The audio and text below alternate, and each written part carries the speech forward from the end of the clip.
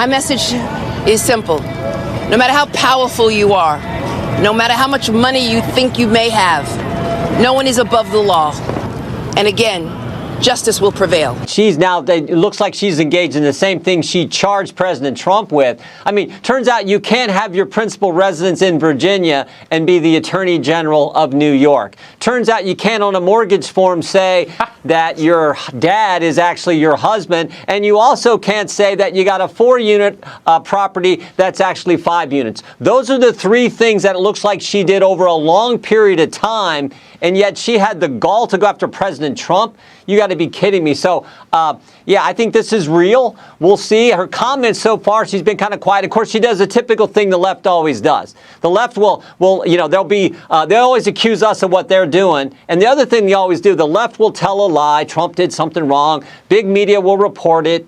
Big tech will amplify it. And then if you tell the truth, they call you names. And that's exactly what she did. I think she called President Trump and his administration bullies for simply pointing out that it looks like she lied on these forms, and she did it to get better terms and a better rate on the loans. So she was doing it for personal gain, and you're not supposed to do those kind of things. If the DOJ prosecutes, maybe the appropriate penalty for her is $350 million fine, because that's what President Trump had to pay, for goodness sake. Let me just say to all New Yorkers and to all Americans, the allegations are baseless. The allegations are nothing more than a revenge tour. Perfect guest. We've got the perfect guest to talk about it with. He's here, retired NYPD inspector and Fox News contributor Paul Morrow, who reported on this back in early February. We'll get your thoughts on the speeding bride in moments. First, this is an incredible story. Oh, the irony. Yeah, what a turnaround. So for a financial fraud himself, about 40-something years ago, the infamous Crazy Eddie case that he was part of the architecture of. But that said, he subsequently, after pleading and testifying on behalf of the government, went to work for the government, helping them make white-collar cases. So he knows what he's talking about. He brings this thing to me on my Ops Desk blog, and he lays it out, and he's got documents, and it was very compelling. It's very hard to argue that, to me at least, to my eyes, the evidence that he's uncovered here really looks like there's a pattern of obfuscation, stuff that she has signed and notarized that does not seem to be accurate. And so the story's been bubbling up, and then when Laura Ingraham breaks it nationally, it gets attention. And as you mentioned, it's been referred to DOJ for a criminal referral, and that is no joke. That is the top of the prosecutorial food chain. She's going to have to answer this out. And it's probably out of the statute of limitations at this point, but you were saying like decades ago she bought a property and put her dad down as her husband, essentially. When she was about 20, so we're going back a ways, she put down that her father was her husband for the purposes of getting her first mortgage, apparently.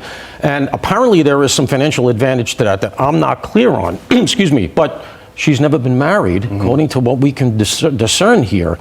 And as a result, it does look like her father went down as her spouse about 30 years ago. A lot of smoke. We'll see if there's some fire, right? Wow, a lot there. And you were on this very early as well with your Substack. If we can pull up call for number 1 right here. You had the headline, Sunday report, a Tish James scandal. Is the New York Attorney General guilty of exactly what she sued Donald Trump for? You then go into the details of what she's potentially accused of now. So what's it like for you to now see that there are potential criminal charges being referred to DOJ when you had this a couple months ago? Yeah, I mean, it's gratifying that it's getting attention, and we have to be careful. Look, she's a public figure, I get that, but she gets her chance to answer this out. There hasn't even been a complaint or an indictment, so, you know, she might have answers. But as I said, it's really, really compelling, and I have to give credit to Sam Antar, because he just kept digging away on this. People have thrown all kinds of shade at him here. Oh, you're working for the Trump administration. All of that's completely not true. He hasn't worked for the government in a long, long time. But there were 2 really salient aspects of this that, if you have any kind of an investigatory mind, you have to say to yourself, there looks like there's some real smoke here. She's claimed these Virginia houses, at least one of them, as her primary residence when she's the Attorney General. In fact, some of that paperwork was filed when she was about to bring the case against Donald Trump. So that took real chutzpah. So the other thing, though, and I think this is real trouble, is that her Brooklyn residence, she has a residence in Brooklyn that she has repeatedly claimed over the course of the ownership that it's only 4 residences. Why? 5 or above is commercial, and that's going to be a higher rate. And so she's always claimed through a series of paperwork filings that it's only 4 residences, Wow. but the New York City certificate of occupancy, which is the determining factor, says that it's 5. And you got to say to yourself something else. She's been on a government salary. Where's she getting all of this property? Yeah. I mean, you know, she's quite the real estate tycoon. Seems like a significant detail in all of this. You mentioned that this was broken on the Ingram angle last night. Here's Jonathan Turley on the criminal referral against James. Listen. This is really for James, the very case that she most famously brought. She insisted that these technicalities matter and that the powerful should not be given a free pass. Well, that bill has come due in this case. She's going to have to deal with this filing. I'm honestly just not sure how you defend against this unless you say that these are fraudulent documents. So what are we talking? What does this mean for James? So exactly what Jonathan said there. He's exactly right. It's precisely what she brought against Donald Trump, which is to say that you overinflated the value of your properties in order to get more mortgages than your building was worth. Her Virginia property, one of them, by her own disclosure, which you have to disclose as a public figure, as a public employee, she puts it around $150,000. It's mortgaged, according to the paperwork, over $500,000. Now, it's not at the level of what Donald Trump did, because in Donald Trump's case, you're talking about buildings on Fifth Avenue, et cetera. But her building is at least 4 to 5 times overinflated for the purposes of mortgages. And some of the mortgages are in the public record, some of them are not. They look like phantom mortgage. The whole thing is fugazi, and you got to look into it. They're going to have to go into the Virginia records, the feds are, drop subpoenas, do search warrants, pull out all kinds of stuff. And there's one big question left, I think, that a lot of us are wondering, which is, who's living in the Virginia buildings? Wow. And are they paying rent? And are you reporting that rent? Are you paying the taxes on that rent? There's a lot here. Let me just say to all New Yorkers and to all Americans, the allegations are baseless. The allegations are nothing more than a revenge tour. And as you mentioned, my office was successful in securing a $454 million judgment against Donald Trump and others for exaggerating the value of his assets. He engaged in a pattern and practice of fraud. And the interest is accruing each and every day while the case is on appeal in the First Department.